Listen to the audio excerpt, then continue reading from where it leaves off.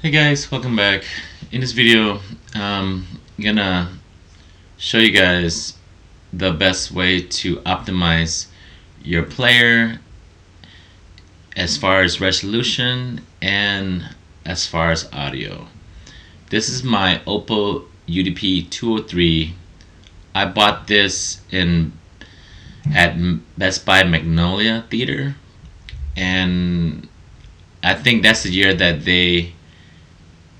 OPPO decided to discontinue their lineup and to get out of the business and quit while they're on top. So I just decided to buy it because if I didn't buy it, I'm pretty sure I wouldn't get my hands on it. Turns out that was the best buy. I've had a lot of other 4K players, but this player, if you did not know, it's the best player, in my opinion, to utilize your 4K audio and your 4K resolution as far as movie goes for 4K. On the settings portion, even though I like to run everything manually, I found that the best settings and the best way you want to run this player in particular, you want to run everything in auto.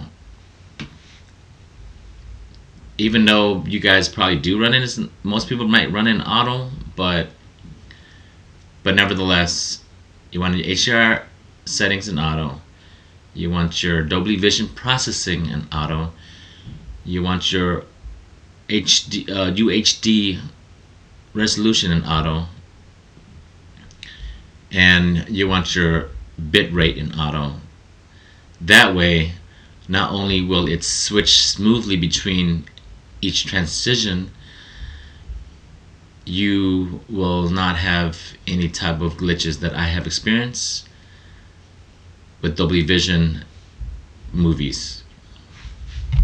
Guys, so now that we have the OPPO 4K player running and at those settings, and if I didn't mention before, the reason why you want to run those settings, a lot of those settings in auto, as far as the bit rate on auto, your resolution on auto, and your HDR settings in auto, is because if you mix match those things for some reason, the player, depending on the movie, and when it switches over to Dolby Vision, it'll get a glitch where you either get sound and no picture, or picture no sound.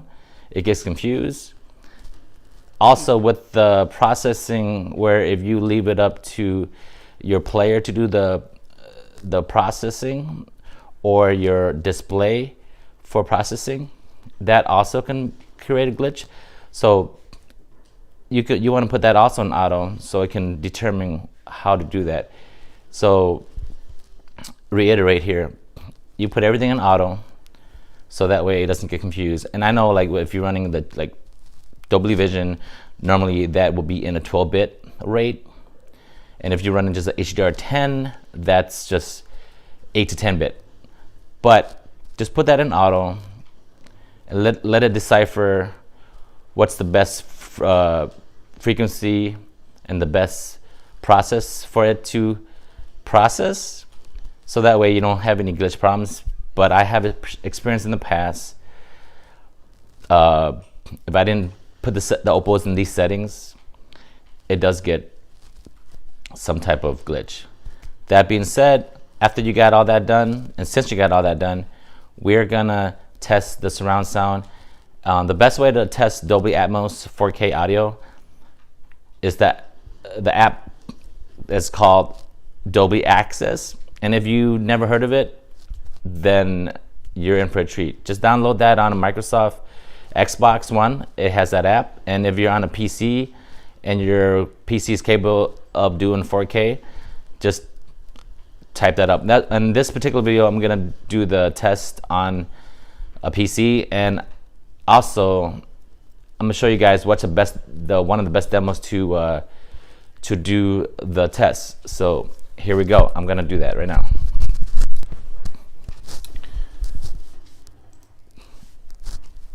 All right, Dolby. There's the Dolby Atmos apps.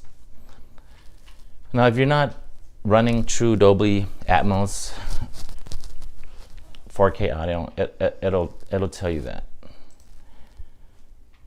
All right, now here we go. Now, Amaze demo is probably the only demo that you guys will actually need to go ahead and run all your tests, because it has all the low range to mid range to high range and the deepness of your bass frequencies and your pitch. Now, you don't have to have a 4K TV to run the surround sound, but you do have to have a 4K audio system that can produce the Dolby Atmos.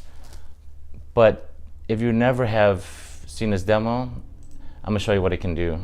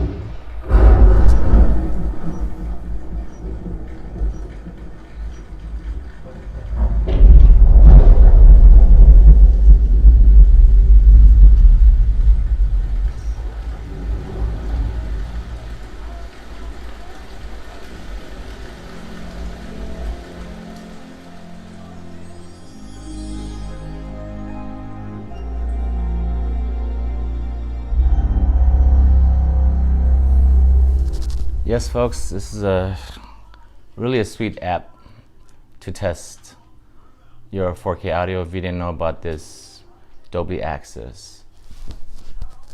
Thanks for tuning in, guys. I'll catch you guys on the next one. Stay safe, stay aware. Have a good one. Hooded Dragons out.